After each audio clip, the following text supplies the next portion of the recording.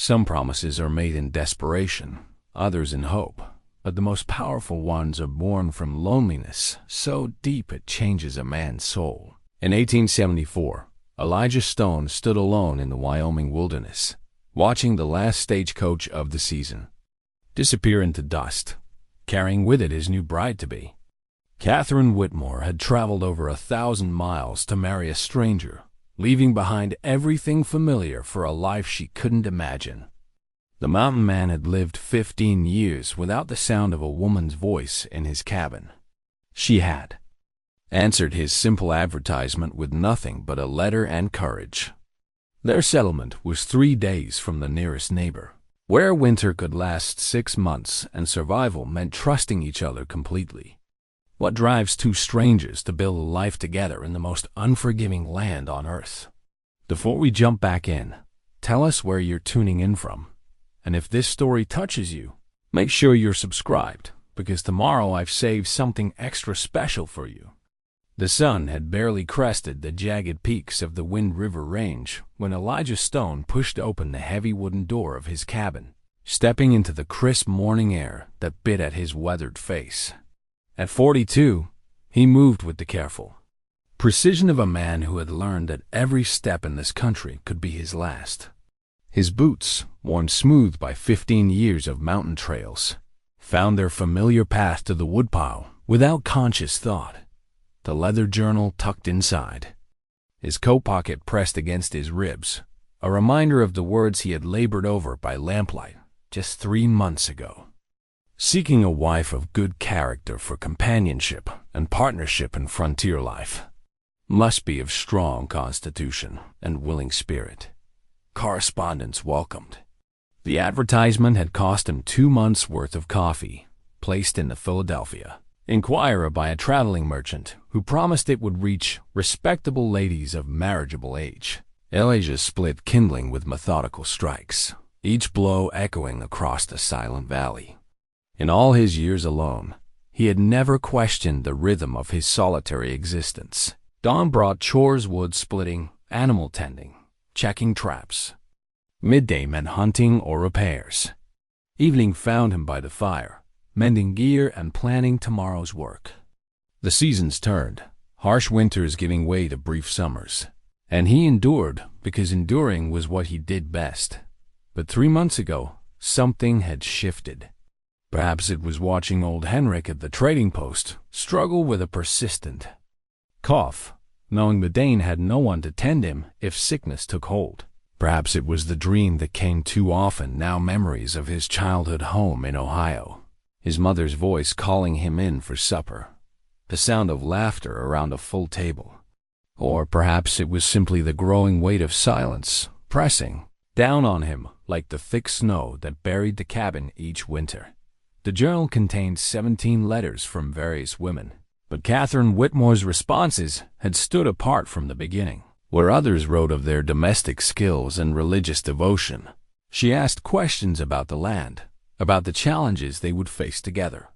Her handwriting was educated, but not overly flourished, practical rather than ornamental. She never mentioned love, which he respected. Love was a luxury for people who lived in safe, warm houses with neighbors close enough to hear if trouble came calling. "I have lived a sheltered life," she had written in her 4th letter, "but I am not fragile. My father often said I possessed a stubborn streak that would either serve me well or lead me to ruin." I suspect frontier life will determine which he was right about. Elijah had read that line dozens of times, running his finger over the ink, as if he could somehow touch the woman who had written it. Stubborn could mean survival out here. Fragile meant death. The stagecoach had arrived yesterday, 3 hours behind schedule due to a washed-out bridge near South Pass. Elijah had waited at the trading post, his best shirt clean and his beard freshly trimmed, feeling more nervous than he had during his first cavalry charge at Bull Run. When the dust settled and the passengers began to emerge, he had spotted her immediately, not because she matched any physical description from her letters, but because she stood apart from the others in a way that had nothing to do with her travel-worn dress or the single carpet bag at her feet. Catherine. Whitmore was smaller than he had expected, barely reaching his shoulder, with dark hair pulled back in a practical bun and eyes the color of storm clouds. She surveyed the rough settlement of Pine Ridge with the careful attention of someone taking inventory, not the wide-eyed wonder of most Eastern arrivals. When their eyes met across the dusty street, she had walked directly to him without hesitation. "Mr. Stone?" Her voice carried the crisp accent of education, but lacked the affected refinement he had expected. "Miss Whitmore." He had removed his hat, suddenly aware of how rough he must appear to someone accustomed to Philadelphia society. "I assume you expected someone different." "I expected someone brave enough to come this far. The rest doesn't matter much." She had smiled then, the first genuine expression he had seen since she stepped off the coach. "Then we understand each other already." Reverend Morrison had married them within the hour, a simple ceremony witnessed by Henrik and his wife, Astrid, along with the handful of other settlers who called Pine Ridge home. Catherine had repeated the vows in a steady voice, her hand small but firm in his when they exchanged the simple gold bands. Henrik's wife had produced from her jewelry box. The ride to his cabin had passed in comfortable silence, both of them studying the landscape with different eyes. Elijah watched for signs of game, weather changes, potential dangers. Catherine seemed to be mapping the territory in her mind, noting landmarks and distances with the same careful attention she had shown the settlement. "How far to the nearest neighbor?" she had asked as they crested the ridge that revealed the valley where his cabin sat. "Sam and Mary Hutchins, about 8 miles south. Good people. Mary will be glad for another woman's company. And in winter?" "In winter, we're on our own." She had nodded, as if this was exactly what she had expected to hear. The cabin itself was larger than most bachelor dwellings, built with an eye toward permanence rather than mere shelter. Elijah had spent 2 years on the construction, using timber from his own land and stones hauled from the creek bed. 2 rooms downstairs, a main living area with kitchen and a smaller side room. It used for storage, and a loft above that could be divided for privacy. A stone fireplace dominated one wall, and windows faced both east and south to capture maximum light. Catherine had walked through each space methodically, running her fingers along the log walls and testing the sturdiness of the furniture he had built by hand. In the storage room, she had paused at the sight of extra shelving he had installed just weeks ago, though she made no comment. "You keep a clean house for a bachelor," she had said finally. "Clean is easier than sick. Practical." She had turned to face him then, and for the first time since her arrival, he had seen uncertainty in her eyes. "Mr. Stone, I want to be clear about our arrangement. I came here to build a life, not to play at being a frontier wife. I expect to work, to contribute, to earn my place. I don't expect romance or declarations of affection we don't feel. What do you expect? Honesty, respect, partnership." She had paused, "and patience while we learn each other's ways." That seems reasonable. That first night, she had insisted on sleeping in the loft while he took the main room, despite his protests about propriety. "Propriety," she had said with a tired smile, "is waking up alive tomorrow morning. Everything else can wait." Elijah finished splitting the morning's wood and carried an armload inside. Catherine was already awake, dressed in a practical blue dress he hadn't seen before, her hair braided back in a style more suited to work than fashion. She had coffee brewing and was examining the contents of his pantry with the focused attention of a general planning a campaign. "Good morning, Mrs. Stone." The name felt strange on his tongue, but not unpleasant. "Good morning. I hope you don't mind I took inventory of our supplies." She gestured toward the shelves. "We have enough for perhaps 6 weeks if we're careful, longer if hunting is good. Our supplies." The word carried weight he hadn't expected. "Winter's coming early this year. We'll need to start preserving meat soon. I can help with that. I'm handy with preserving and smoking. She poured coffee into 2 tin cups, handing one to him. My grandmother raised me after my mother died. She believed in useful skills over ornamental ones. They stood in comfortable silence, drinking coffee, and watching the morning light creep across the valley floor. Somewhere in the distance, an elk bugled, a sound that always reminded Elijah why he had chosen this lonely, beautiful place. "Are you having second thoughts?" he asked quietly. Catherine considered the question seriously, as she seemed to consider everything. "No, but I am wondering if you are." "Why would I be?" "Because I'm not what you expected. I'm not domestic and gentle. I don't know how to make proper conversation or defer to your judgment on matters I know nothing about."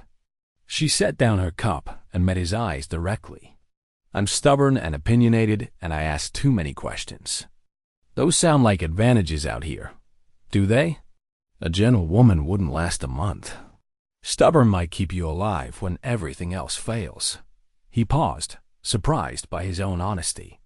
"I've been alone a long time, Mrs. Stone. I'm not sure I remember how to share a life with someone else." "Then we'll figure it out together." Outside, the wind picked up, rattling the windows and sending leaves swirling across the clearing.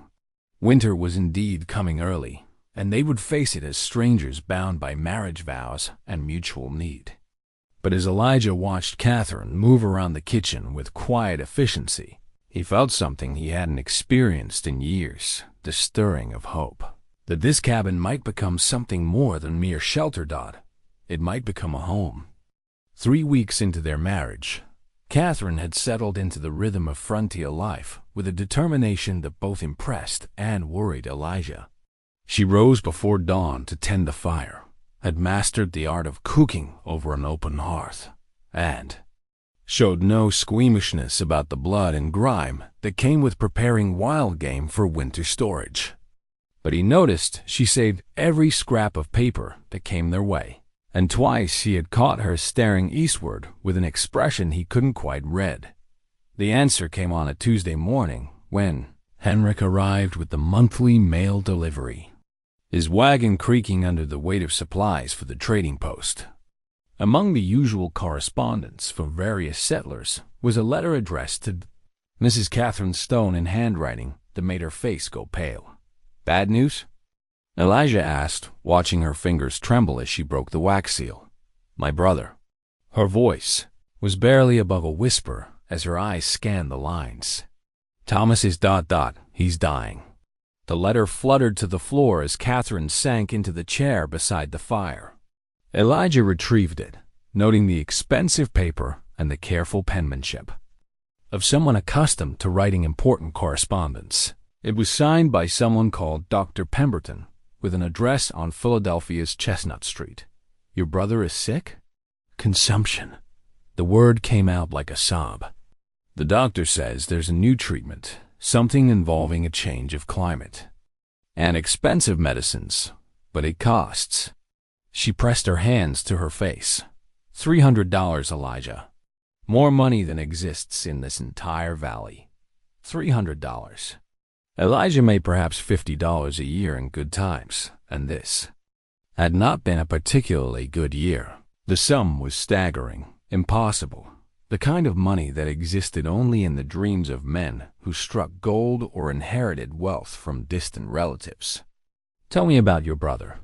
Catherine wiped her eyes with her sleeve, a gesture so practical and unladylike that it reminded him why he had grown to respect her so quickly. "Thomas is 10 years younger than me. Our parents died when he was barely 8, and I raised him. Fed him, clothed him, made sure he got schooling." Her voice grew stronger as she spoke. "He's the smartest person I know, Elijah. Brilliant, with numbers and books. He was supposed to go to university, to make something of himself. And instead he got sick, and I ran away." The last words came out harsh with self-recrimination. "I left him with our aunt and uncle because I couldn't bear to watch him die slowly in that cramped, airless house. Elijah studied his wife's face, seeing pieces of a puzzle he hadn't known existed. Is that why you answered my advertisement? To escape? Partly. She met his eyes directly, and he saw the fierce honesty that had drawn him to her letters. I told myself I was being practical, finding a new life before grief destroyed what was left of the old one. But reading this ... She gestured toward the letter. I realized I was just being a coward.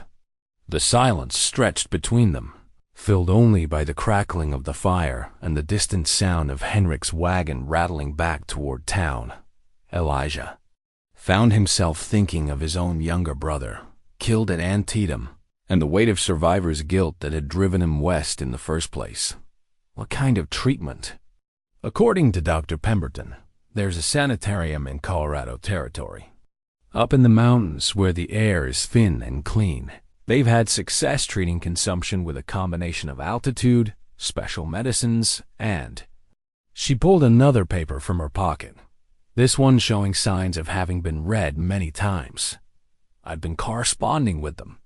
The treatment takes a year, maybe more, but the survival rate is promising. Elijah noticed the careful way she avoided mentioning the cost again. You've been writing letters. Yes, without telling me. Yes. Her chin lifted in a gesture of defiance he was beginning to recognize. Because I knew you would feel obligated to help, and I couldn't ask that of you. We barely know each other, Elijah. I have no right to bring my family's troubles into your life. We're married. That makes your troubles my troubles, whether you like it or not. Are they? The question came out sharper than she probably intended. This is a business arrangement between strangers. You needed a wife to help with the homestead, and I needed a new life. That doesn't mean you signed up to bankrupt yourself for my sick brother. The words stung because they contained enough truth to cut deep. Their marriage was practical, born of mutual need rather than affection. But somewhere in the past 3 weeks, as he had watched Catherine adapt to frontier life with quiet courage, his feelings had begun to shift in ways he hadn't expected. Maybe it started as business, he said carefully, but that's not what it is anymore. At least, not for me. Catherine stared at him for a long moment, and he saw surprise flicker across her face. Elijah ... $300 is impossible. He continued, forcing himself to think practically rather than emotionally. But impossible doesn't mean we give up. It means we find another way. What other way? Rob a bank? Despite the gravity of the situation, Elijah almost smiled at the idea of his proper Eastern wife planning a bank robbery. There are other options. Dangerous ones, but possible. Such as? Gold mining. There's been talk of a strike up near South Pass, and they're hiring experienced men for the hard work. He had been avoiding the topic because mining was brutal, deadly work that killed more men than it enriched. 3 months of mining could earn what takes me 2 years of trapping.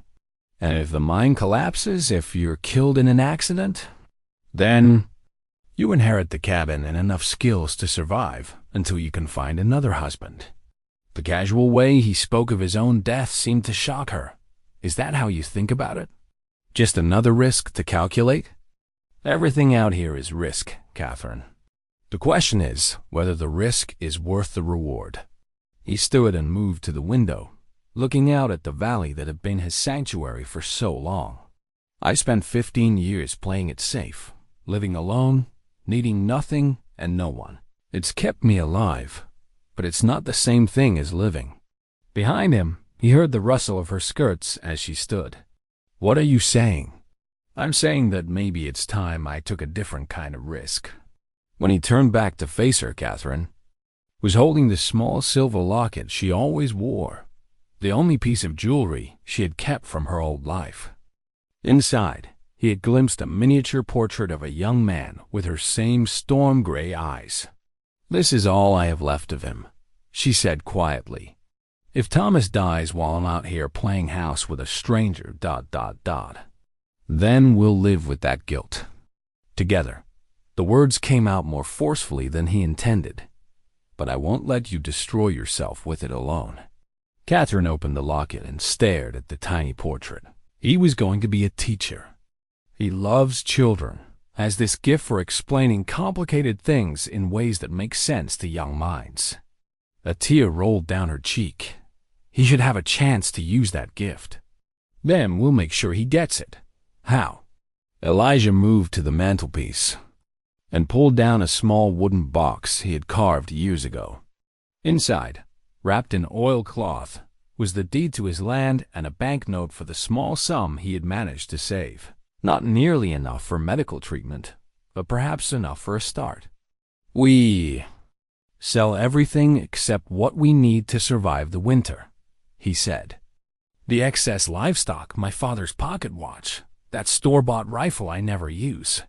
It won't be $300, but it might be enough to get your brother to Colorado and cover the first month of treatment. And then what? How do we pay for the rest? I go to the mines.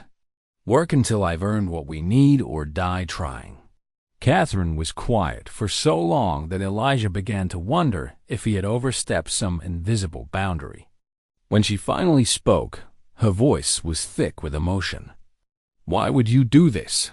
Risk everything for someone you've never met? The honest answer was too complicated to put into words, that somewhere in the past 3 weeks, her presence had transformed his cabin from a shelter into something that felt like home. That watching her adapt to frontier life had stirred feelings he thought he had buried with his youth. That the idea of losing her, even to guilt over her brother's death, was somehow unbearable. Instead, he said simply, "Because you would do the same for me." Catherine closed the locket and slipped it back beneath her dress. When she looked at him again, something fundamental had changed in her expression. Then I suppose we'd better start making plans. The decision to help Thomas changed everything between them, though neither spoke of it directly. Elijah threw himself into preparations for the mining expedition with the same methodical precision he applied to all survival tasks, while Catherine began learning skills that would let her manage alone during the brutal mountain winter. "Hold it steady," Elijah instructed, watching Catherine sight down the barrel of his hunting rifle. "Don't fight the weight. Let it settle naturally in your hands." They stood in the clearing behind the cabin, using hay bales as targets. Catherine had insisted on learning to shoot properly rather than relying on luck and desperation if trouble came calling. The rifle was almost as long as she was tall, its wooden stock polished smooth by years of use, but she handled it with the same determined competence she brought to everything else. "Like this?" She adjusted her stance, feet planted shoulder-width apart, the rifle's butt firmly seated against her shoulder. "Better. Now breathe out slowly and squeeze the trigger. Don't pull it." The rifle cracked like thunder, echoing off the surrounding peaks. 50 yards away, the hay bale exploded in a shower of dried grass, the shot dead center. "Good." Elijah tried to keep the surprise out of his voice. Most people needed weeks to shoot with such accuracy. Natural marksman. Catherine lowered the rifle, a small smile playing at the corners of her mouth. "My father took me hunting when I was young, before he decided it wasn't proper for ladies. I always suspected I was better at it than my cousins, but they never let me shoot enough to prove it. Well, you're proving it now." They spent the morning working on different scenarios, shooting from various positions, reloading quickly, estimating distances.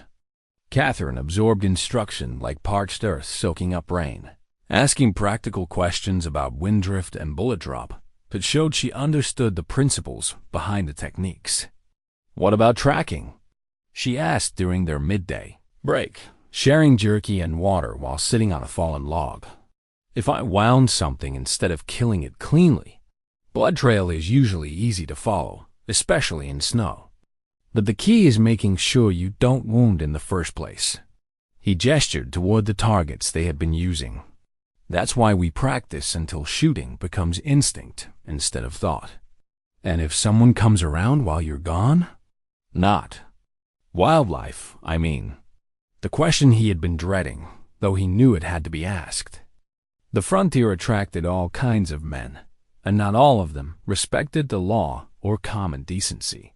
A woman alone was vulnerable in ways that had nothing to do with wild animals or harsh weather.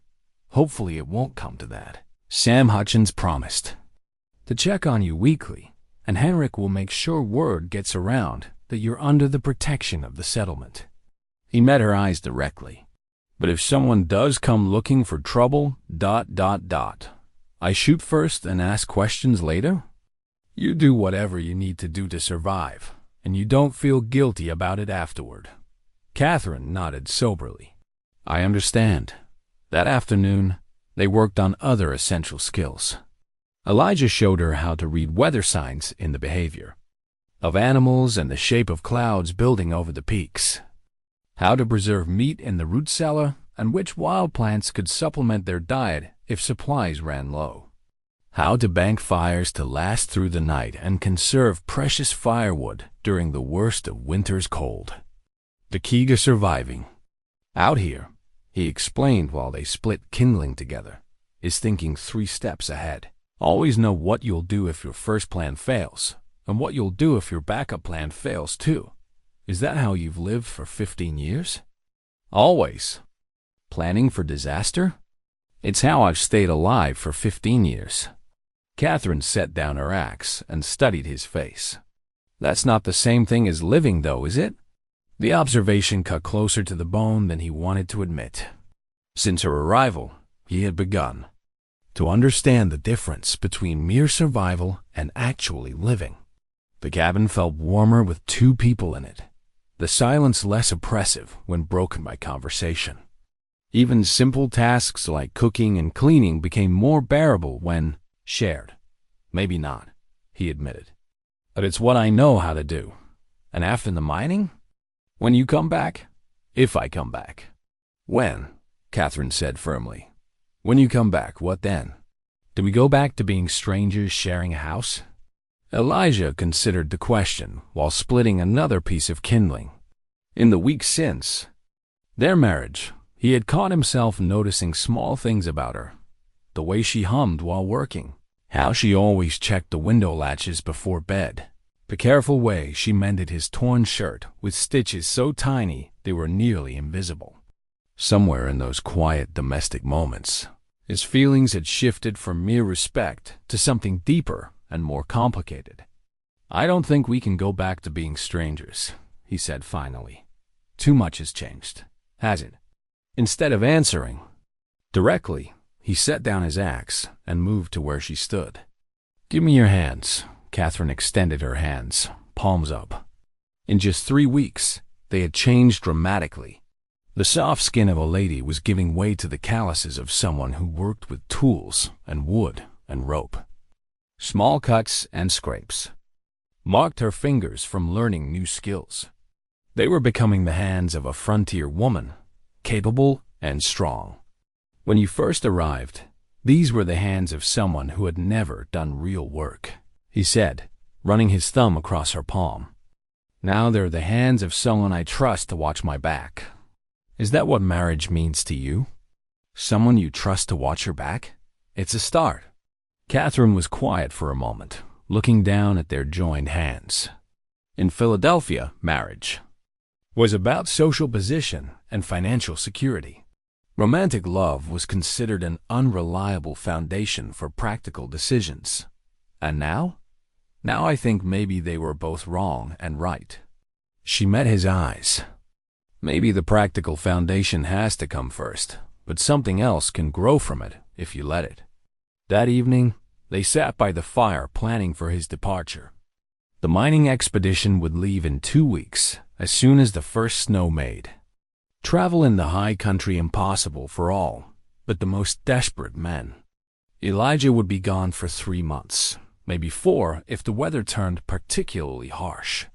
I've written to my uncle in Philadelphia, Catherine said, showing him a letter she had labored over all afternoon. I told him about the mining work and asked if he could advance money against my inheritance for Thomas's treatment. Do you trust him to help? I trust him to do what serves his own interests. If keeping Thomas alive means protecting the family reputation, he'll find a way to justify the expense. They discussed contingencies late into the night, what Catherine should do if Elijah didn't return by spring, how to handle various emergencies, how to maintain the cabin and livestock through the worst of winter. By the time they finally banked the fire and prepared for bed, both felt the weight of the coming separation. Elijah? Catherine's voice was soft in the darkness. When you get back, when Thomas is getting better and we don't have this crisis hanging over us, ... We should talk about what we want this marriage to become. What do you want it to become? I don't know yet, but I'd like the chance to find out. Outside, the wind howled through the trees with the promise of early snow, and Elijah fell asleep thinking that for the first time in 15 years, he had something worth coming home to. The first snow came 3 days before Elijah was scheduled to leave for the mines, falling in fat, lazy flakes that transformed the valley into something from a children's storybook. Catherine stood at the window, watching the white blanket accumulate on the ground while her fingers worked automatically with needle and thread. That dress won't last another week the way you've been working, Elijah observed, nodding toward the practical blue wool she had been altering for the 3rd time since her arrival. I know. Catherine held up the fabric, examining her handiwork. I'm taking in the skirt and removing some of the excess material. All this fabric is just something for branches to catch or fires to ignite. She had become pragmatic about everything, including her appearance. The carefully arranged hair of a Philadelphia lady had given way to simple braids that stayed out of her way while working. Her posture had changed too, becoming more confident and purposeful as she mastered skills that would have horrified her former social circle. You could order new clothes from the catalog when Henrik makes his spring supply run, Elijah suggested. With what money? Catherine's tone was matter-of-fact rather than bitter. Besides, I'm getting better at this. Look. She showed him the sewing kit she had brought from Philadelphia, an elegant mahogany box lined with blue silk and filled with needles of various sizes, spools of thread in dozens of colors, and tiny scissors that had probably cost more than most. Families spent on clothing in a year. My grandmother's, she explained, running her finger along the polished wood. The only impractical thing I brought with me, but I couldn't bear to leave it behind. She taught me that beautiful stitching was a form of art, not just necessity. Seems practical enough to me. Catherine smiled at that, the expression transforming her entire face. Everything seems practical when survival depends on it. They had fallen into an evening routine of working by firelight while talking about their respective pasts. Elijah shared stories of his childhood in Ohio, his service in the cavalry, the decision to head west after the war ended. Catherine spoke of her life in Philadelphia, the suffocating expectations of society, the constant pressure to marry well, the struggle to care for Thomas while maintaining appearances. I was engaged once, she admitted one evening while mending, a tear in his hunting shirt, to a banker's son named Charles Morrison. Very proper, very respectable, very boring. What happened? I realized I would rather spend my life scrubbing floors in a frontier cabin than sitting in a parlor making polite conversation about the weather. She paused in her stitching. Also, he had terrible breath and wandering hands. Elijah almost choked on his coffee. You left your fiancé because of bad breath? I left because I realized I deserved better than settling for a life that would slowly strangle my soul. Her voice grew serious. The breath was just a convenient excuse.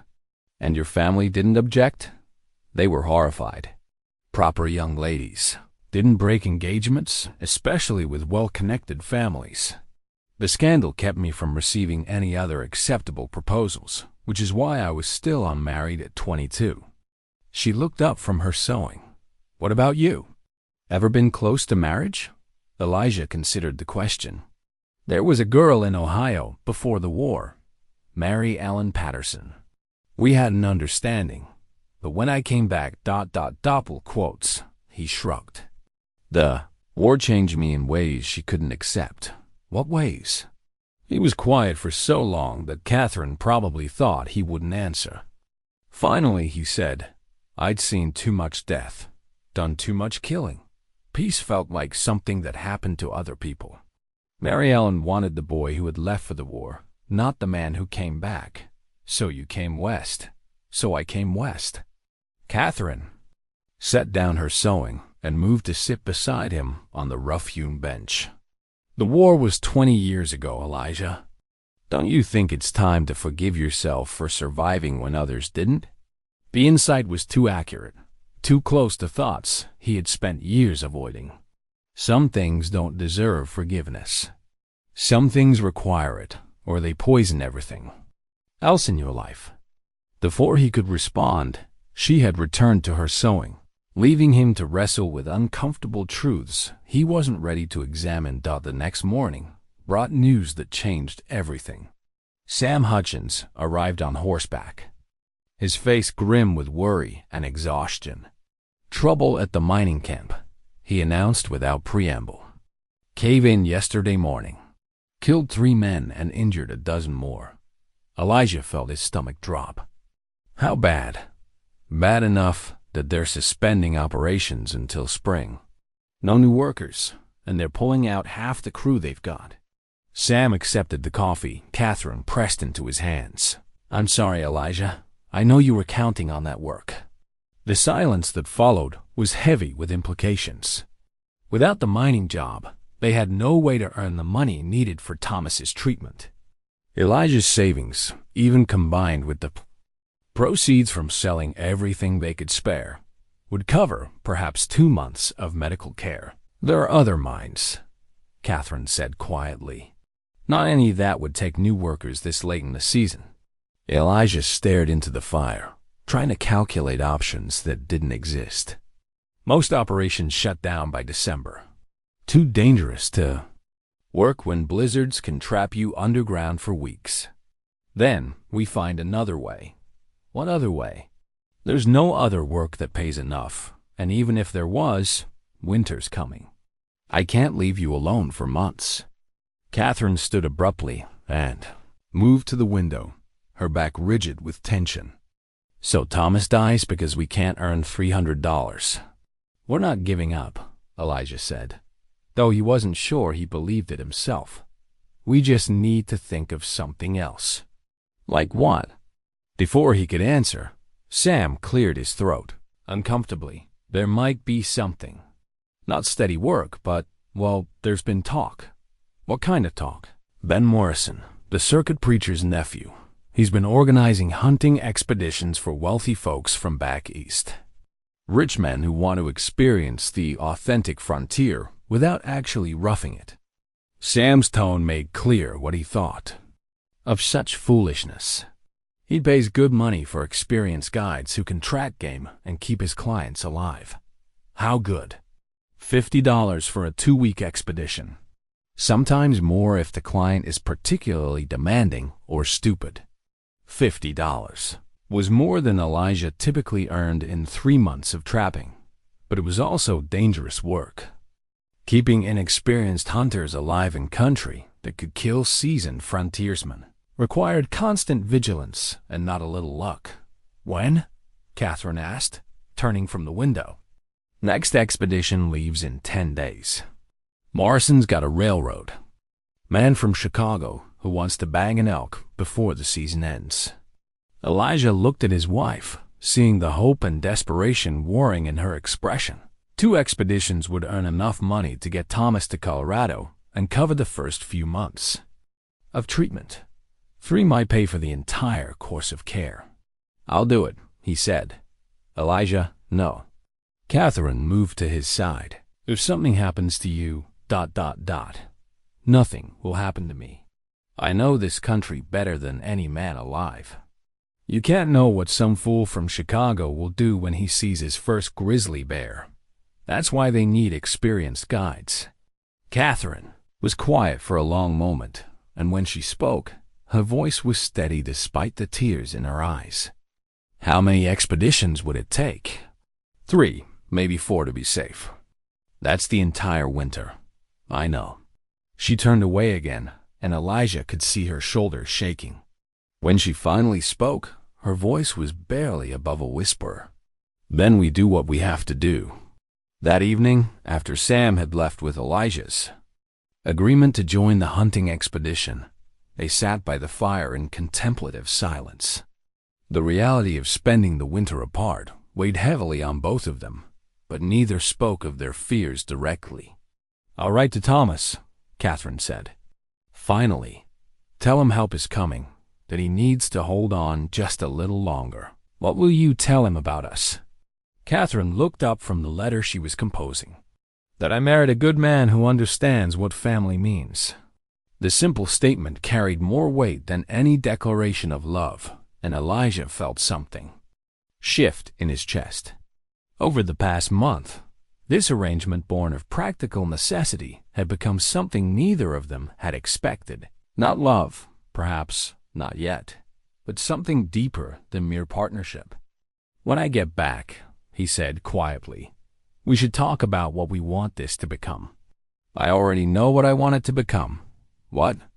Catherine set down her pen and met his eyes directly. "I want it to become real."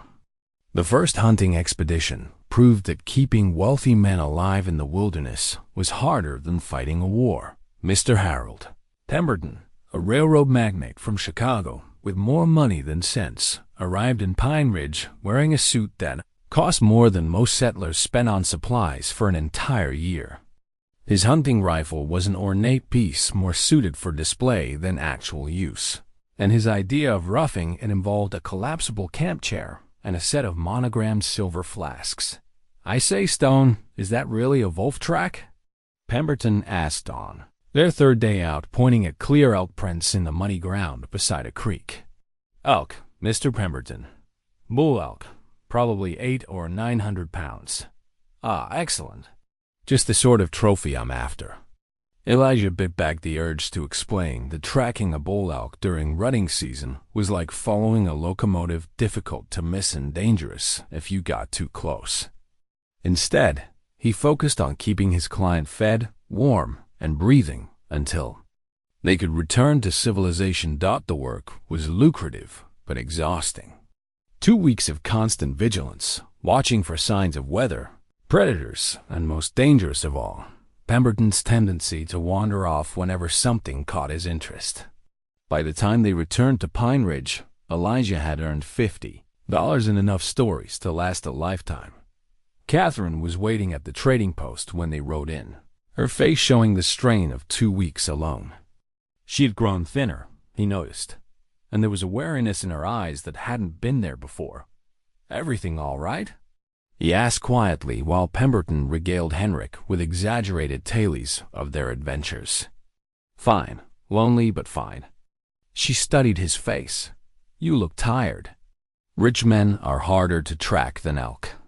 That evening, in the privacy of their cabin, Catherine told him about her 2 weeks alone. She had managed well keeping the fire going, maintaining the livestock, even successfully hunting a deer for meat. But the isolation had been harder than she expected. It wasn't the work or the danger, she explained while they shared a simple supper. It was the silence. "I never realized how much I had come to depend on having someone to talk to. Did anyone come by?" "Sam Hutchins twice. Mary Hutchins once, with preserves and gossip from town." Catherine paused, and there was one other visitor. Something in her tone made Elijah look up sharply. "Who?" "A man I didn't recognize. Said he was looking for work, but he seemed more interested in asking questions about you. Where you gone, when you'd be back, whether I was here alone." Every instinct Elijah had developed in 15 years of frontier living suddenly screamed danger. What did he look like? Tall, well-dressed for someone supposedly looking for ranch work. He spoke like an educated man, but tried to hide it. "And?" His hands ... double quotes. Catherine shuddered. They were soft, like he'd never done real work in his life. What did you tell him? That my husband would be back any day and that the neighbors checked on me regularly. He left after that, but ... She met Elijah's eyes. I felt like he was watching the cabin for a while after he rode away. Elijah was quiet for a long moment, thinking. Men didn't travel this far into the mountains without good reason, and legitimate work seekers didn't ask such specific questions about a settler's habits and schedule. Did he give a name?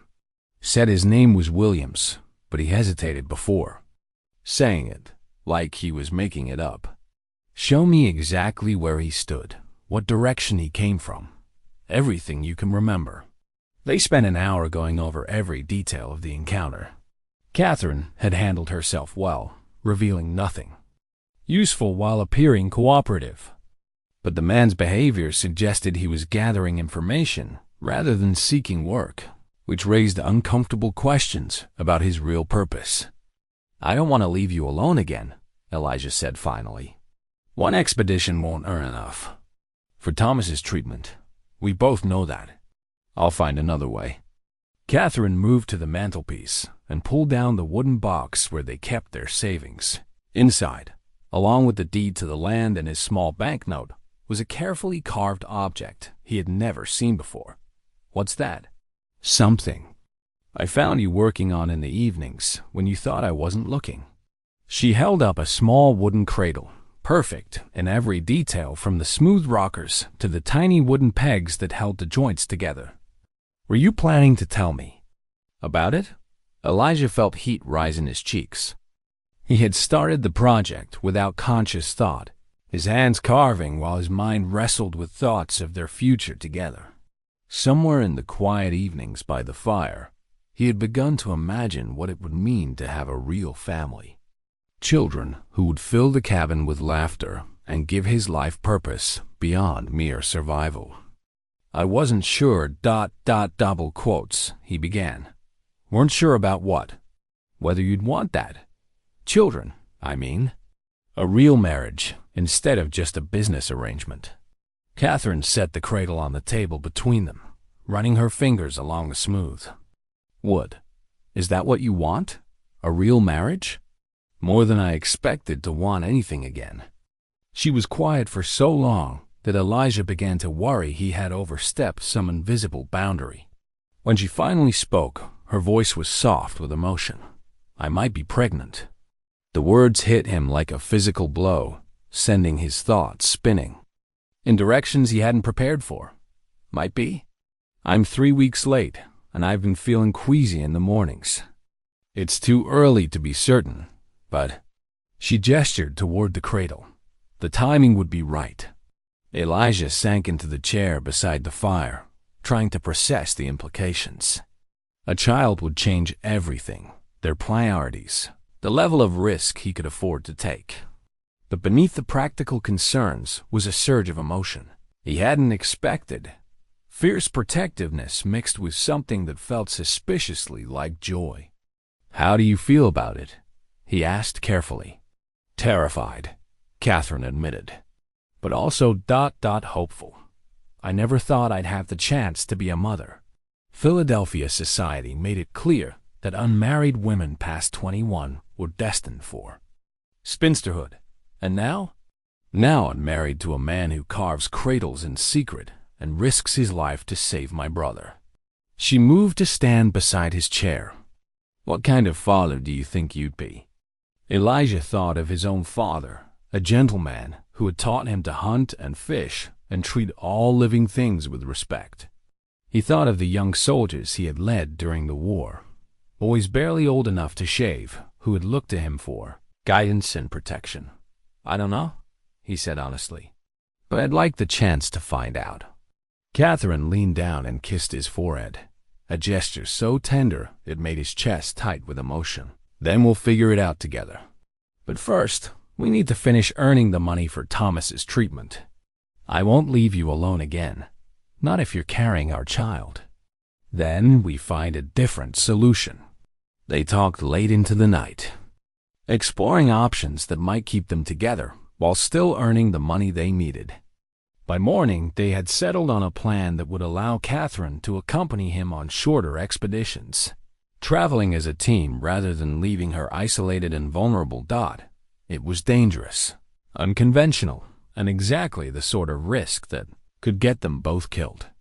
But as Elijah watched Catherine clean his rifle with steady hands, he realized that some risks were worth taking when you finally had something worth protecting. The second hunting expedition tested every assumption they had made about working as a team. Mr. Jonathan Ashford, a New York textile heir, arrived with even more elaborate equipment than Pemberton and twice the arrogance. He also brought along his personal physician, Dr. Marcus Whitmore, a coincidence of surnames that made Catherine go pale when she heard the introductions. "Any relation to the Philadelphia Whitmores?" Ashford asked casually during their first evening around the campfire. "Distant cousins, perhaps," Catherine replied smoothly, though Elijah noticed her hands trembling as she served coffee. "It's a common enough name." Dr. Whitmore studied her face with the careful attention of someone accustomed to diagnosing ailments. "You look remarkably like a Catherine Whitmore I knew in Philadelphia. Lovely girl, but she disappeared rather suddenly. Last spring, family was quite concerned." "How unfortunate for them," Catherine said, her voice steady despite the obvious tension. "I hope she was found safely." "Indeed, though I understand she left behind some rather pressing family obligations." The comment hung in the air like smoke from a dying fire, and Elijah felt his hand drift instinctively toward his rifle. There was something in the doctor's tone that suggested this was no casual conversation. "Gentlemen," Elijah interrupted, "we should discuss tomorrow's route. The weather's turning, and I want to reach the elk grounds before the next storm hits." But the damage was done. Over the following days, Dr. Whitmore made a point of engaging Catherine in conversation, asking subtle questions about her background, her family, her reasons for coming west. Each inquiry was phrased as polite interest, but Elijah recognized the technique of someone systematically gathering information. Catherine handled the interrogation with admirable composure, deflecting personal questions while maintaining the facade of a helpful guide's wife. But Elijah could see the strain wearing on her, especially when Dr. Whitmore began making pointed comments about the legal obligations of married women to their families of origin. In Pennsylvania, the doctor mentioned casually while Catherine was preparing lunch, a woman's inheritance rights can be quite complicated, especially if she marries without proper family consent. The courts have been known to invalidate such unions if they can be proven detrimental to family interests. "Good thing we're in Wyoming territory," Elijah said quietly, his voice carrying the kind of warning any sensible man would heed. "Of course," Dr. Whitmore smiled, "though jurisdiction can be flexible when substantial sums are involved." That evening, when they were safely out of earshot from their clients, Catherine finally broke down. "He knows," she whispered, her composure cracking for the first time since the expedition began. "He knows exactly who I am, and he's here to take me back." "Take you back for what?" "My inheritance. When my parents died, they left a trust fund that I was supposed to inherit when I married someone the family approved of. Since I ran away and married without permission," she pressed her hands to her face, "Uncle Frederick must have hired him to find me and invalidate our marriage. Can he do that? With enough money and legal maneuvering? Probably, especially if they can prove I misrepresented myself or that our marriage was somehow fraudulent." Elijah felt a cold rage building in his chest, the same feeling he had experienced during the war when facing an enemy that threatened everything he was sworn to protect. "How much money are we talking about?" "Enough to pay for Thomas's treatment 10 times over. Enough to make it worth hiring private investigators and traveling to Wyoming territory to retrieve one wayward niece. And if they succeed, I lose everything. My freedom, my marriage, my chance to help Thomas." Catherine met his eyes in the firelight. "They'll force me to marry Charles Morrison or someone equally suitable.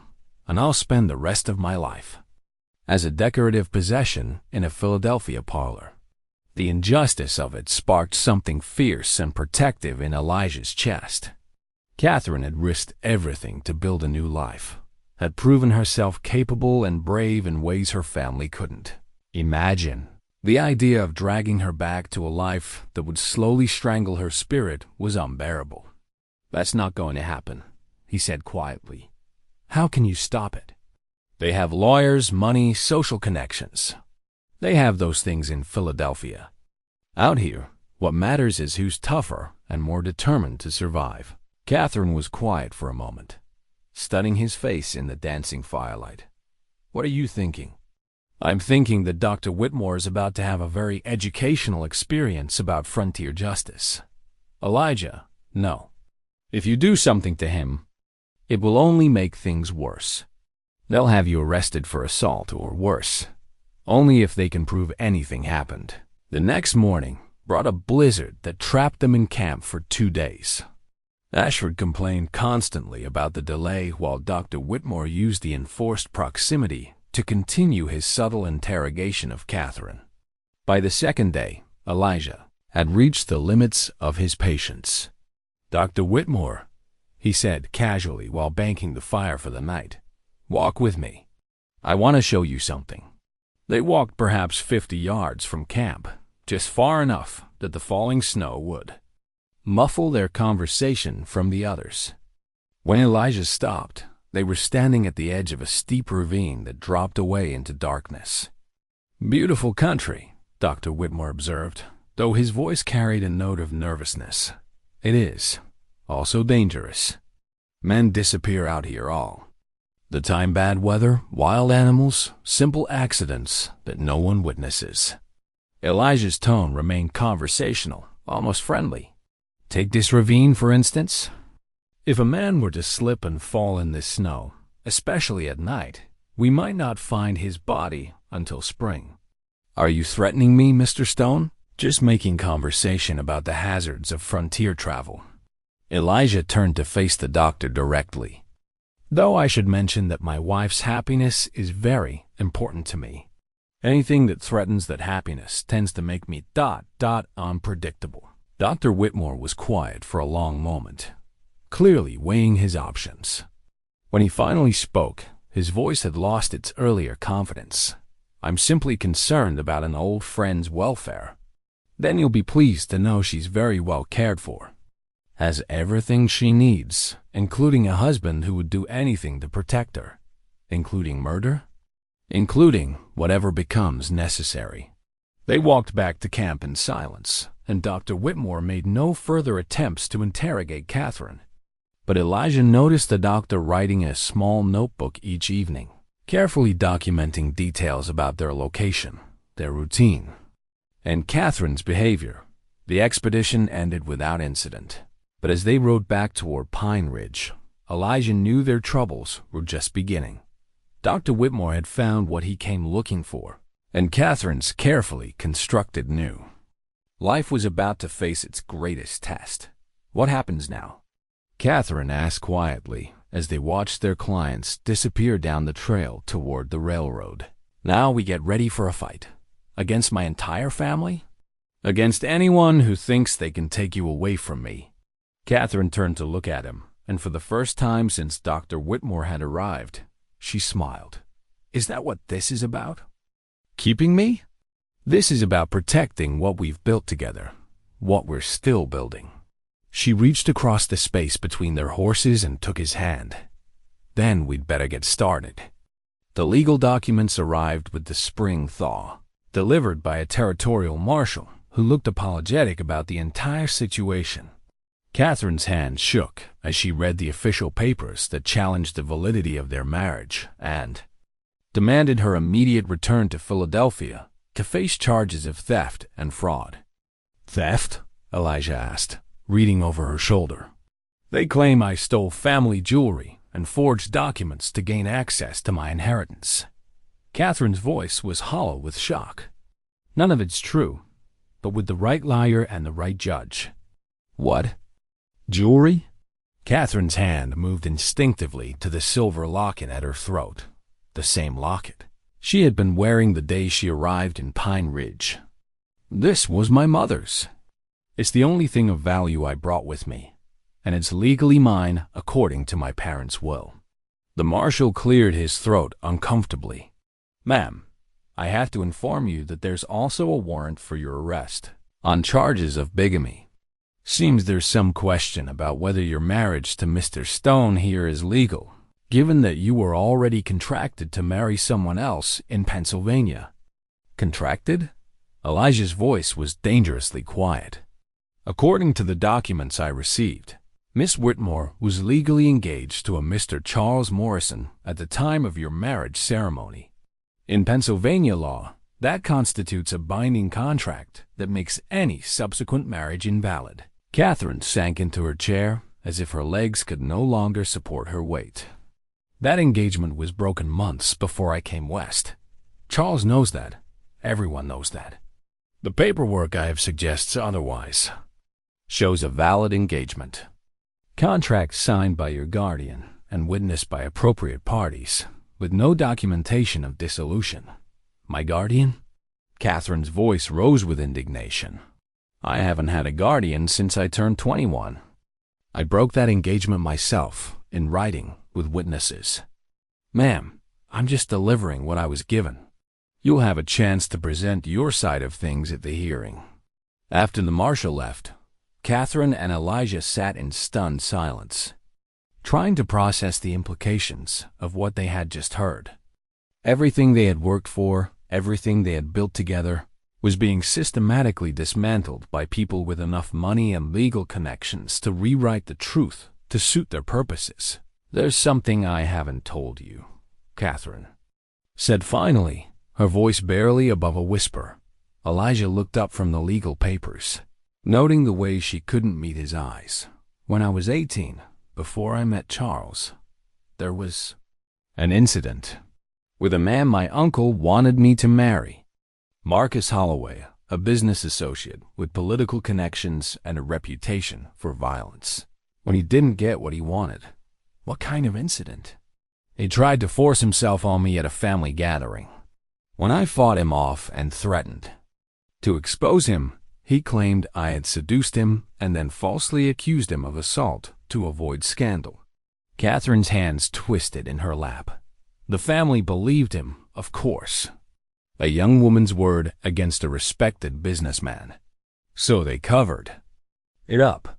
They arranged for me to spend a year visiting distant relatives in Boston while the talk died down. When I came back, they made it clear that my reputation was permanently damaged and that I should be grateful for any man willing to overlook my indiscretions. Elijah felt the familiar cold rage building in his chest. Charles Morrison knew about this? Charles knew, but he was willing to marry me anyway, because the family was prepared to offer a substantial dowry to secure the match. Catherine finally met his eyes. I broke the engagement because I couldn't bear the thought of spending my life with someone who saw me as damaged goods he was graciously willing to accept. And now they're using that broken engagement to invalidate our marriage. It's worse than that. Catherine pulled another paper from her pocket, one she had been hiding since the marshal's visit. This came in yesterday's mail, from Thomas. Elijah read the letter twice before its full implications sank in. Thomas wasn't dying of consumption. He had never been sick at all. The entire medical crisis had been fabricated by the family to manipulate Catherine into returning to Philadelphia. Your brother is working for them?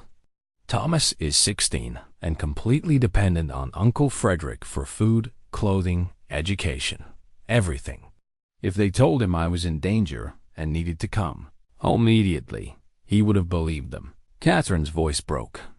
They used my love for him to control me, and I walked right into their trap. So the money we've been earning was never necessary. Thomas is fine, probably sitting in a comfortable parlor in Philadelphia right now, wondering why his sister hasn't responded to his urgent letters. The betrayal cut deeper than any physical wound Elijah had ever sustained. Not Catherine's betrayal. He could see that she had been as deceived as he was, but the cold, calculated manipulation of a family willing to destroy their own daughter's happiness to maintain control over her inheritance. "How much money are we talking about?" he asked quietly. "The trust fund is worth approximately $50,000.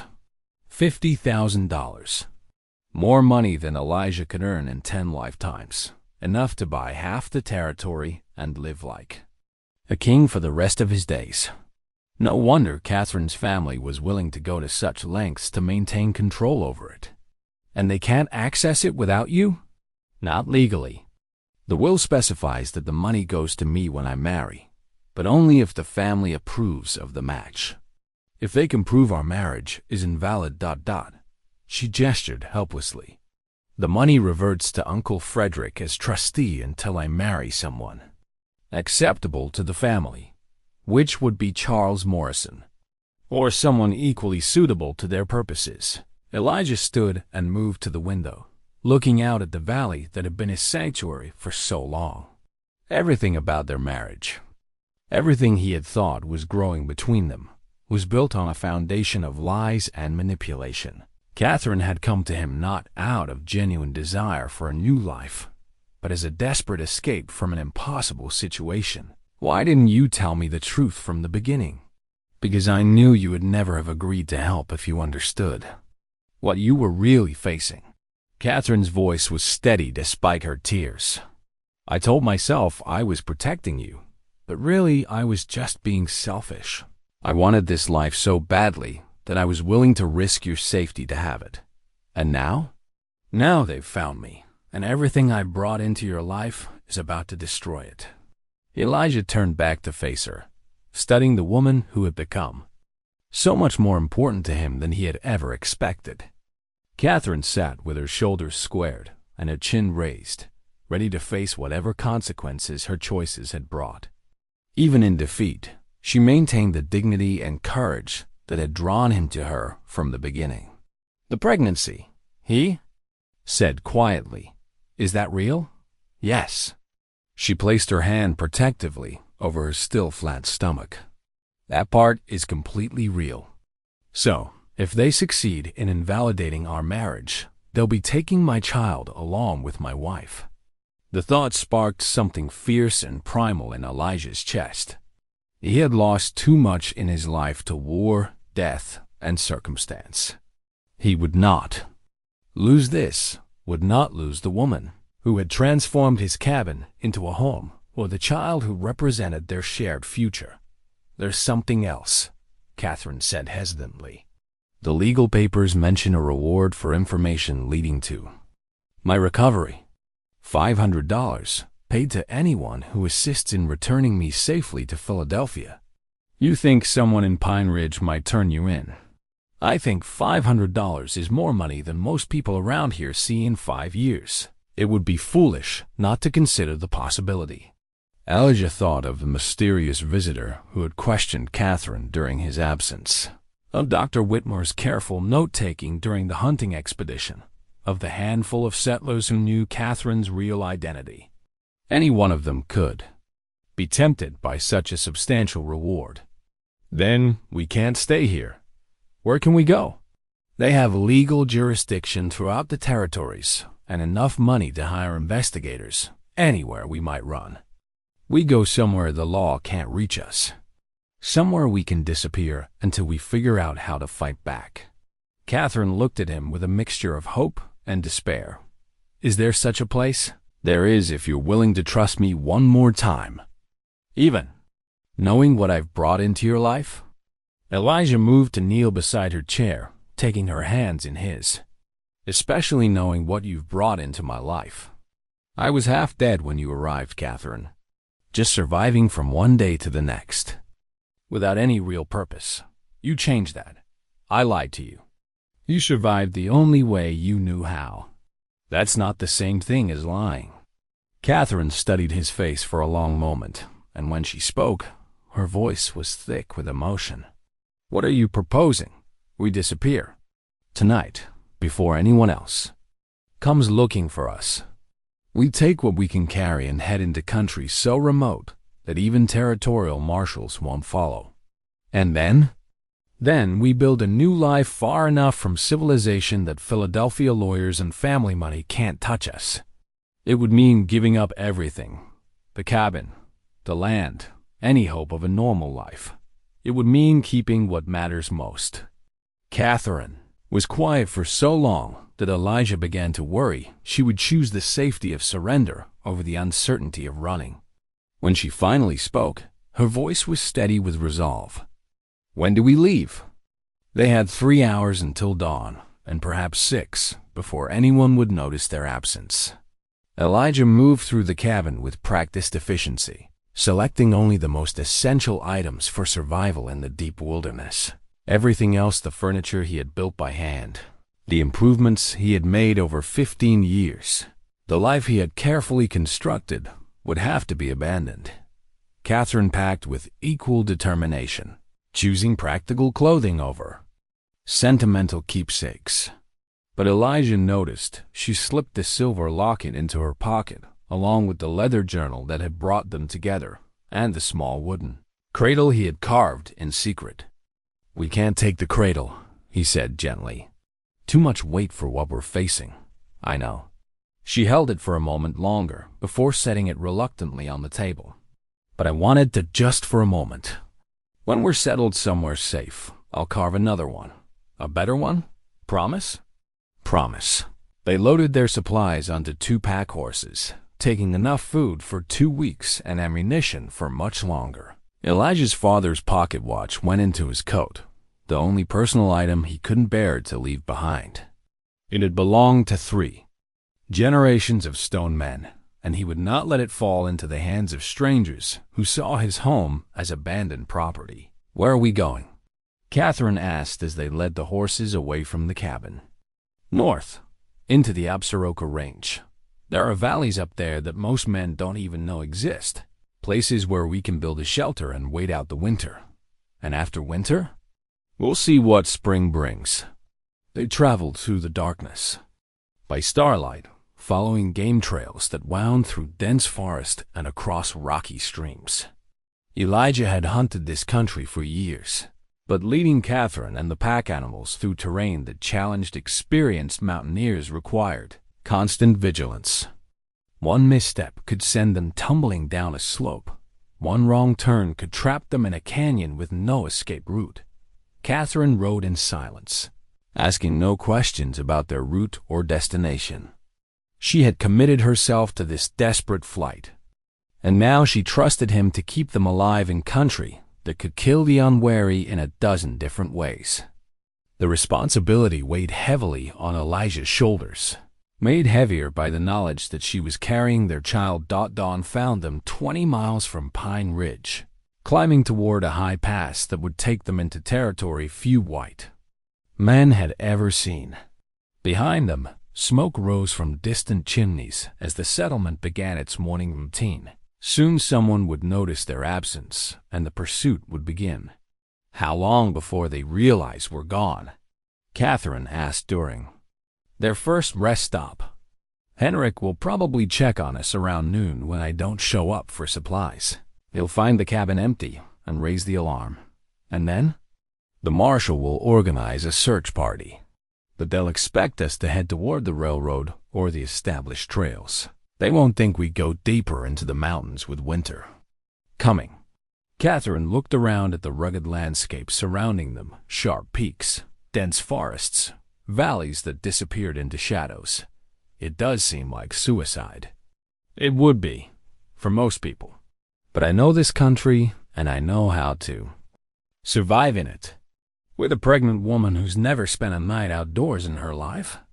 With a woman who learned to shoot like a marksman in 3 weeks, and who hasn't complained once about leaving behind everything she owned." They climbed steadily throughout the day, following ridge lines that offered good visibility in all directions. Twice Elijah spotted movement in the valley below riders, following their trail with the steady persistence of men who were being paid well for their efforts. But the terrain worked in their favor, forcing their pursuers to travel slowly while they maintained the advantage of high ground. By evening, They had reached the first of the hidden valleys Elijah remembered from his early years in the territory. A narrow canyon opened into a bowl-shaped meadow surrounded by steep walls and fed by a clear stream. Game trails suggested deer and elk used the area regularly, and the sheltered location would protect them from the worst of winter's wind. "We'll stop here for the night," Elijah decided, studying the sky for signs of weather. "Tomorrow we'll push deeper, but this will do for now." They made camp without a fire, unwilling to risk the smoke giving away their position. Cold jerky and stream water served for supper while they huddled together for warmth under shared blankets. Catherine bore the discomfort without complaint, though Elijah could see the exhaustion in her face. "I'm sorry," she said quietly as they settled down for the night. "For what? For bringing this trouble into your life. For forcing you to give up everything you've worked for." Elijah considered his response carefully. 15 years ago, I came to this country to escape my past. I built that cabin and lived that life because it was safe, predictable, and didn't require me to care about anyone else. And now? Now I realize that safety isn't the same thing as living. What we're doing running away together, risking everything for a chance at a real future. This is more alive than I've felt since before the war. Catherine was quiet for a moment. Even knowing we might not survive? Especially knowing that. When you don't have anything worth dying for, you don't really have anything worth living for either. They were awakened before dawn by the sound of horses moving through the canyon below. Elijah counted at least 6 riders, moving carefully but steadily up the trail they had followed the day before. The search party had made better time than he had expected. "Can they track us in the dark?" Catherine whispered.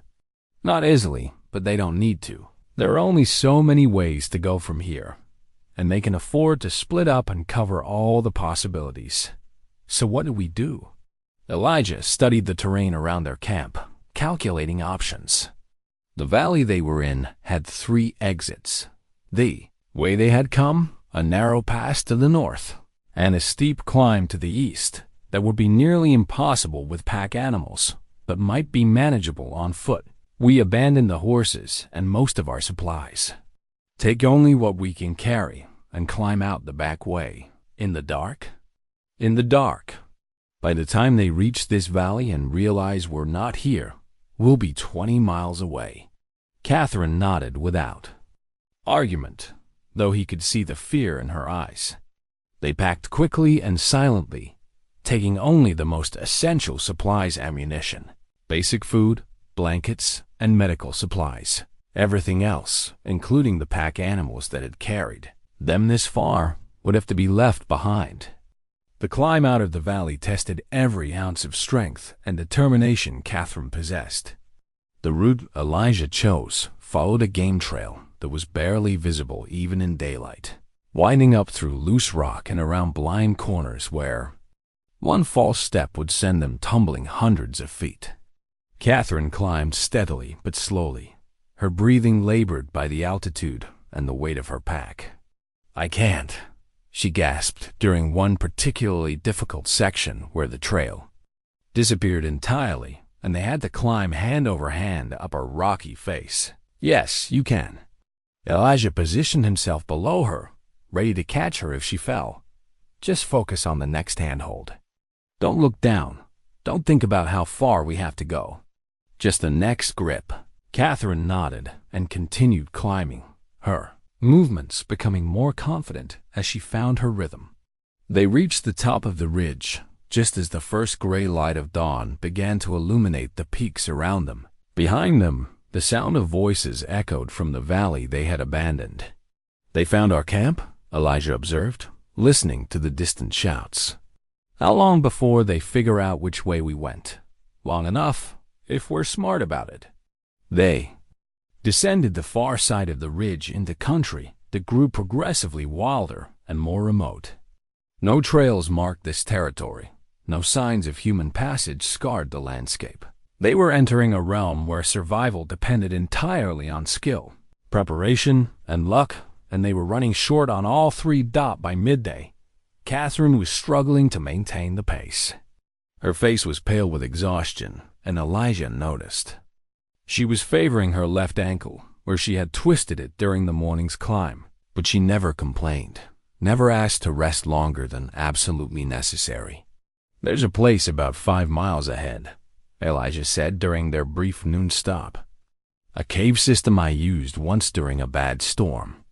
We can hole up there, rest properly, and figure out our next move." "Are you sure they can't follow us this far?"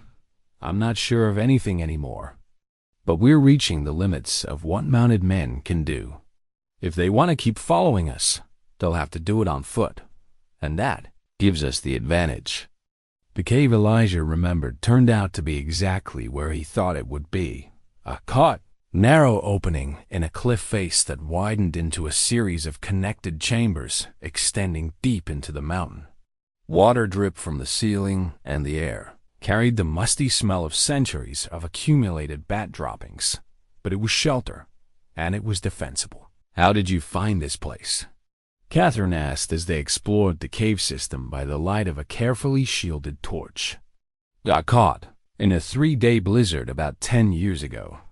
Thought I was going to die until I stumbled across this opening." He pointed to marks on the wall where he had carved his initials and the date. "Spent 4 days here eating snow and jerky, but I survived. And you think we can survive here now?" "For a while.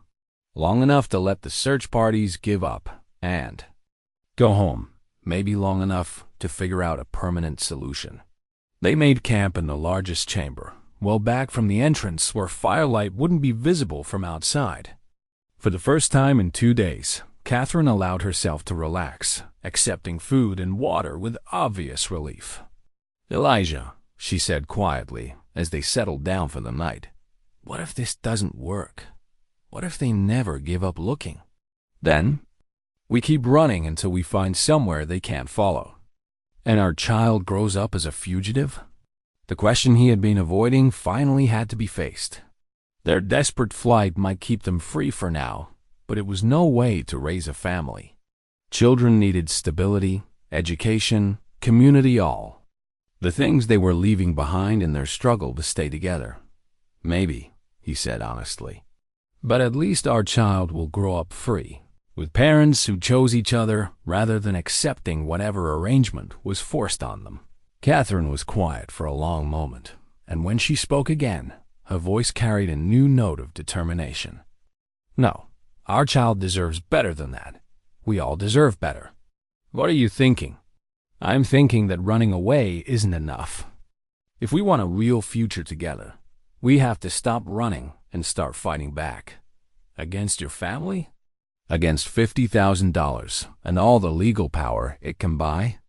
Against the lie that money and social position matter more than love and choice." Catherine sat up straighter, and in the flickering firelight, Elijah saw the woman who had been brave enough to travel 1,000 miles to marry a stranger. "They're using the law against us because they think we're too powerless to fight back. But what if we're not as powerless as they think?" "What do you mean?" "I mean we have something they don't expect us to have." "Which is?" Catherine smiled, and for the first time since the legal papers had arrived, it was a smile without fear or desperation. "We have the truth, and we have each other." The plan Catherine proposed was audacious in its simplicity and terrifying in its implications. Instead of continuing to run, they would return to Pine Ridge and force a confrontation with her pursuers on ground where they had allies and advantages. But first, they needed proof of the lies that had been used against them. "The marriage certificate," Catherine explained, as they huddled around their small fire deep in the cave. "Our original marriage certificate from Reverend Morrison. It's legal, properly witnessed, and dated weeks before the supposed engagement contract they're using against us. But they'll say you forged the date or bribed the witnesses. Not if we have supporting evidence. Henrik keeps records of everyone who comes through the trading post, including the dates. Astrid Morrison helped me with my wedding dress. She'll remember exactly when the ceremony took place. and there are others who can testify to the timeline. Elijah considered the plan, weighing its risks against their alternatives. Even if we can prove our marriage is legal, they'll still claim you stole the jewelry and forged other documents. That's where Thomas comes in. Catherine pulled a folded paper from her pocket, one of the letters that had supposedly been from her dying brother. Look at the handwriting. Elijah examined the letter carefully. The penmanship was precise, educated, but somehow artificial, too perfect, too consistent. This wasn't written by a sick 16-year-old boy. It was written by Uncle Frederick's secretary, probably from notes dictated by Uncle Frederick himself. I know Thomas's handwriting as well as my own, and this isn't it. Catherine's voice grew stronger with conviction. If we can prove the letters were forged, it undermines their entire case about my character and motivations. How do we prove that from here? We don't. We go back to Pine Ridge and let them come to us. When they arrive with their lawyers and their warrant, we'll be ready with evidence and witnesses of our own. Catherine, if this doesn't work, we'll be no worse off than we are now. At least we'll have tried to fight back instead of spending our lives running. The journey back to Pine Ridge took 2 days of careful travel, avoiding the main trails while watching for signs of the search parties that were still combing the mountains. They moved mostly at night, using Elijah's knowledge of game trails and hidden routes to approach the settlement without being seen. Henrik spotted them first, emerging from the trading post as they slipped into town just before dawn. His weathered face showed relief mixed with concern as he hurried to meet them. "Thank God you're alive," he said quietly, glancing around to ensure they weren't being observed. "The whole territory's been looking for you. There's a federal marshal here, and some fancy lawyer from Philadelphia, and more money being thrown around than this place has seen in years. We need your help," Catherine said without preamble. "And we need Reverend Morrison and your wife." "What kind of help?" "The kind that proves we're legally married, and that my family has been lying about everything else." Henrik studied their faces for a moment, then nodded slowly. "Come inside. Astrid's got coffee on, and you both look like you could use a hot meal." They spent the morning gathering evidence and preparing their defense. Henrik's ledger books contained detailed records of every transaction and visitor to Pine Ridge, including the exact dates of Catherine's arrival and their wedding ceremony. Astrid Morrison produced the fabric receipts and sewing materials from Catherine's wedding dress, along with a detailed account of the preparation that had taken place in the days before the ceremony. Reverend Morrison was more cautious, but eventually agreed to provide written testimony about the marriage ceremony he had performed. "I've seen the legal papers they're carrying," he warned. "These are serious men with serious backing." "Are you certain you want to face them directly?" "We're certain," Catherine replied. "Running away doesn't solve anything. It just postpones the inevitable." By noon, they had assembled a collection of evidence that painted a clear picture of their legitimate marriage and Catherine's honest reasons for coming west. But Elijah knew that evidence alone wouldn't be enough against opponents with unlimited resources and legal expertise. "They'll have counter-arguments for everything we've gathered," he pointed out as they reviewed their materials. "Better lawyers, more convincing lies, ways to discredit our witnesses. Then we'll have to make sure our side of the story is the one people believe." "How?" Catherine smiled with a confidence that reminded Elijah why he had fallen in love with her courage. "By making sure the entire town is watching when we present it." The confrontation came sooner than expected. A rider arrived at midday with news that the marshal and his party were less than an hour away, accompanied by 2 lawyers, a federal judge, and enough armed men to handle any resistance they might encounter. "It's time," Catherine said, checking, to ensure their marriage certificate was safely secured in her coat pocket. "Are you ready for this?" "I've been ready since the day I decided to stop letting other people control my life." They walked together toward the center of town, where a crowd was already gathering to witness whatever drama was about to unfold. Word had spread quickly about the manhunt, the reward money, and the mysterious legal battle surrounding the settlements. News residents thought as they took their position in front of the trading post. Elijah felt the familiar pre-battle calm settling over him, the clarity that came when all the planning was done and only action remained. "Whatever happens," he said quietly, taking Catherine's hand, "we face it together." "Together," she agreed, and squeezed his hand as the sound of approaching horses filled the air. The marshal who rode into Pine Ridge was not the same man who had delivered the legal papers weeks earlier. This was a federal officer with the authority to enforce court orders across territorial boundaries, accompanied by 2 Philadelphia lawyers. In expensive suits and a stern-faced man introduced as Judge Harold Pemberton, the same railroad magnate Elijah had guided on his hunting expedition. "Mr. Stone," Pemberton said with cold recognition as he dismounted, "I'm disappointed to find you harboring a fugitive from justice." "I'm harboring my legal wife," Elijah replied calmly, though his hand rested on his rifle.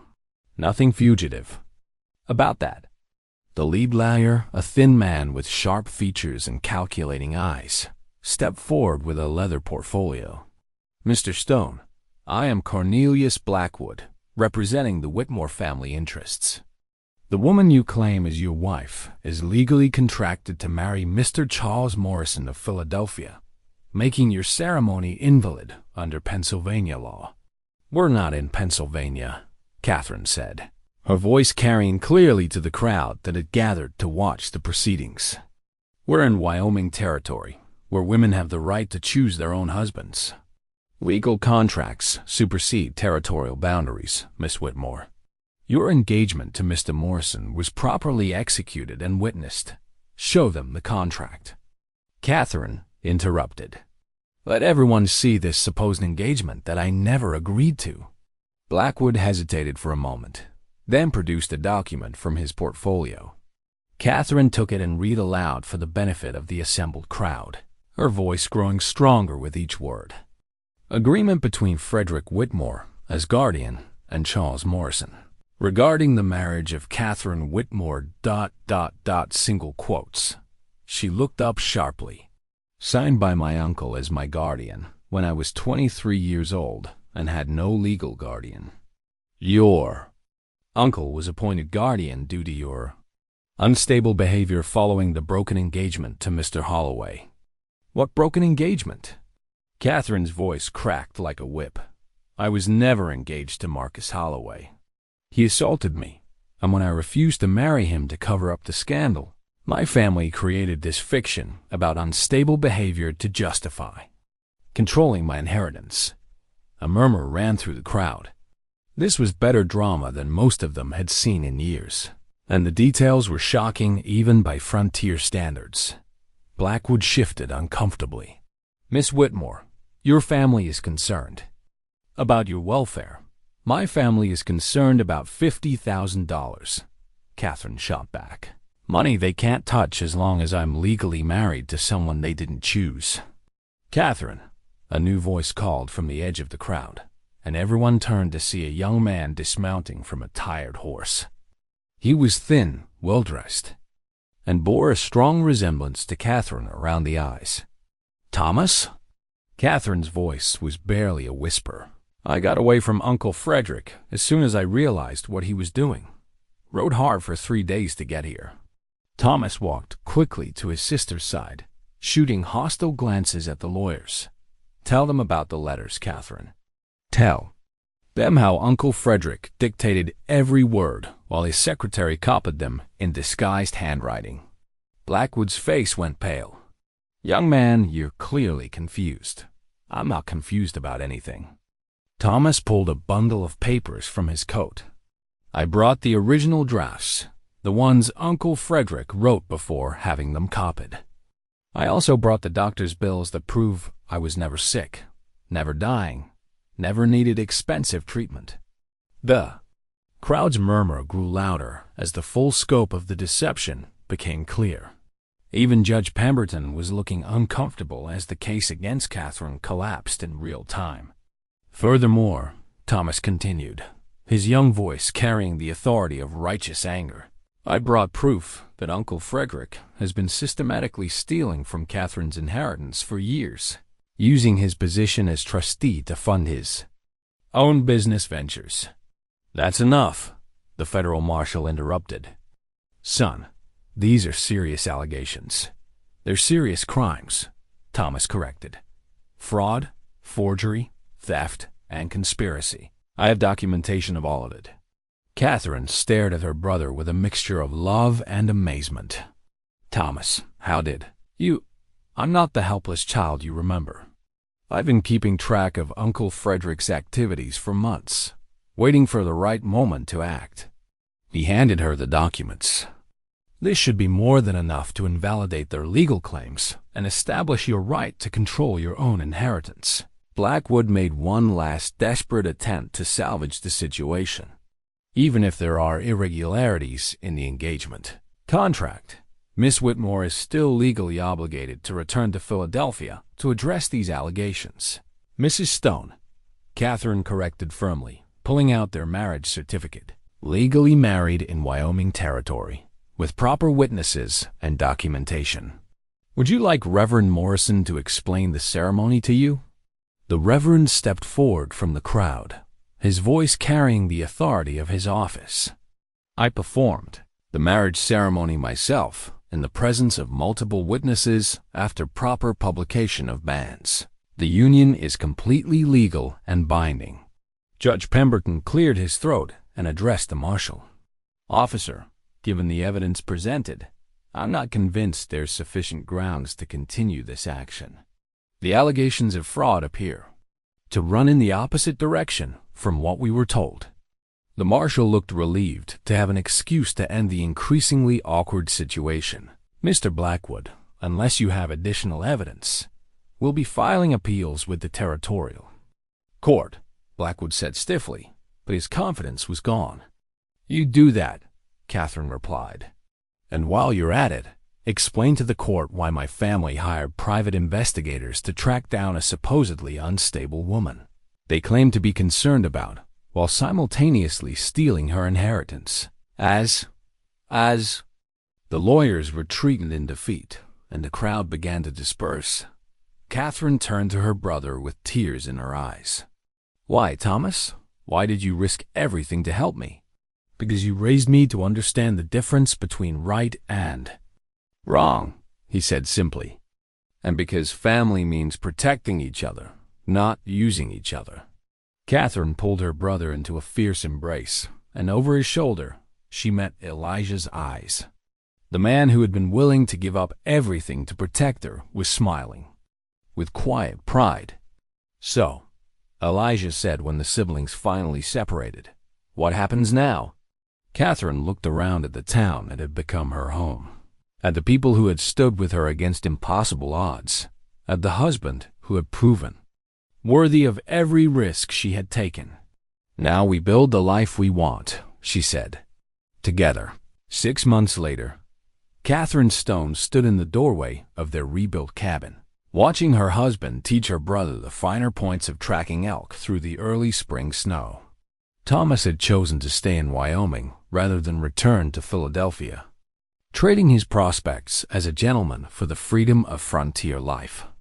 At 19, he had grown taller and broader, his hands developing the calluses of real work and his eyes losing the haunted look that had marked his arrival. The legal battles had ended more decisively than anyone had dared hope.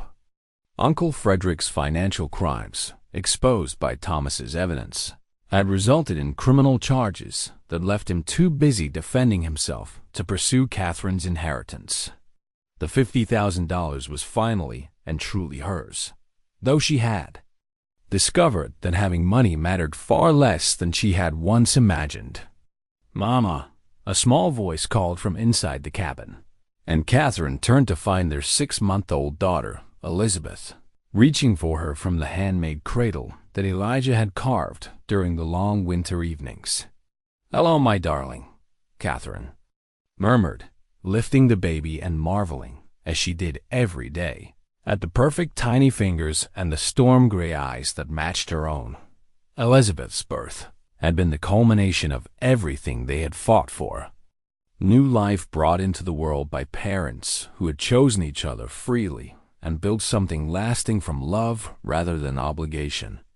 Dr. Mary Hutchins had attended the birth, having trained as a midwife before following her husband west, and pronounced both mother and baby remarkably healthy. "She's got your stubborn streak," Elijah had said after holding his daughter for the first time, his weathered hands impossibly gentle as he traced her tiny features. "And your steadiness," Catherine had replied, watching her husband transform, yet again, from solitary mountain man to protective father with the same quiet competence he brought to everything else. The cabin itself had been rebuilt larger and more comfortable, using some of Catherine's inheritance to add proper windows, a second story, and amenities that made frontier life more bearable without sacrificing its essential character. But the most important change wasn't visible in the structure. It was in the sense of permanence and belonging that now filled every room. "Catherine," Elijah's voice called from the yard, and she stepped outside to see what had captured his attention. A rider was approaching from the direction of Pine Ridge, moving at a pace that suggested news rather than emergency. Don Henrik pulled up at their gate, his weathered face creasing into a familiar grin. "Afternoon, Mrs. Stone. Beautiful day for important news." "What kind of news?" "The kind that involves official papers and government seals." Henrik produced a leather envelope from his coat. "Came through on the morning stage, marked urgent delivery." Catherine accepted the envelope with some trepidation, remembering too well the last time official papers had arrived at their home. But the seal bore the territory of Wyoming's official mark, not the legal offices of Philadelphia. "What is it?" Elijah asked, joining her on the porch with Thomas close behind. Catherine read the document twice before its implications fully sank. It's a land grant. The territorial government is offering us clear title to our property, plus an additional section, in recognition of our contributions to territorial development and stability. "What does that mean?" Thomas asked. "It means we own our land free and clear, with no mortgage or liens," Elijah explained, though he looked as surprised as anyone. "That's nearly 1,000 acres of prime mountain valley." Henrik chuckled at their expressions. "Seems." The territorial governor was impressed by how you folks handled that legal business last fall. Word got around about standing up to Philadelphia lawyers and corrupt guardians. Made quite an impression on folks who value independence and self-reliance. Catherine felt tears prick her eyes as she realized what the land grant represented. Not just legal ownership, but acceptance and belonging in a community that had seen her fight for the right to choose her own life. "There's more," Henrik continued. "The territorial legislature is talking about statehood within the next few years. When that happens, they'll need people with education and experience to help write laws and establish institutions. Your name's been mentioned for possible appointment as a territorial judge, Elijah. I'm not qualified to be a judge. You're qualified to understand justice, which is more than most lawyers can claim. Besides, this territory needs people who understand what it means to build something lasting from nothing." After Henrik left, the family gathered around their kitchen table, with the land grant spread before them like a map of possibilities. Elizabeth slept peacefully in her cradle while the adults discussed what the future might hold. "Judge Stone," Catherine mused, trying out the sound of it. "I like the sound of that." "I never wanted to be anything but a mountain man," Elijah protested, though without much conviction. "And I never wanted to be anything but a proper Philadelphia lady," Catherine replied. "But sometimes what we need is different from what we..." "What?" Thomas looked up from the baby he was watching with protective devotion. "What about me? What do I become in this new life we're building?"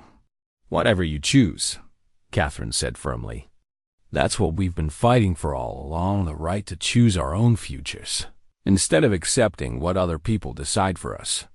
As evening settled over their valley, Catherine stood once again in the doorway, watching Elijah bank the fire while Thomas cleaned his rifle and Elizabeth slept the peaceful sleep of a child who would grow up free. The money from her inheritance sat largely untouched in the territorial bank, earning interest against future needs, but no longer defining the shape of their lives. She touched the silver locket at her throat, still the only jewelry she wore, and thought about the promise that had brought them together. "You'll give me sons and I'll give you everything," Elijah had said during their first awkward conversation about the future. He had given her much more than sons. He had given her freedom, respect, partnership, and love that had grown from practical foundations into something as enduring as the mountains themselves. And she had given him everything she had promised and more, not just domestic comfort, but the transformation of his solitary existence into a real family. Outside their window, the first stars appeared over the peaks that guarded their valley. And Catherine smiled as she closed the door on another day of the life they had chosen to build together. Catherine smiled as she closed the door on another day of the life they had chosen to build together. Catherine to build together. Catherine smiled as she closed the door on another day of the life they showed. Life as wild and beautiful and uncompromising as the country that had sheltered their love.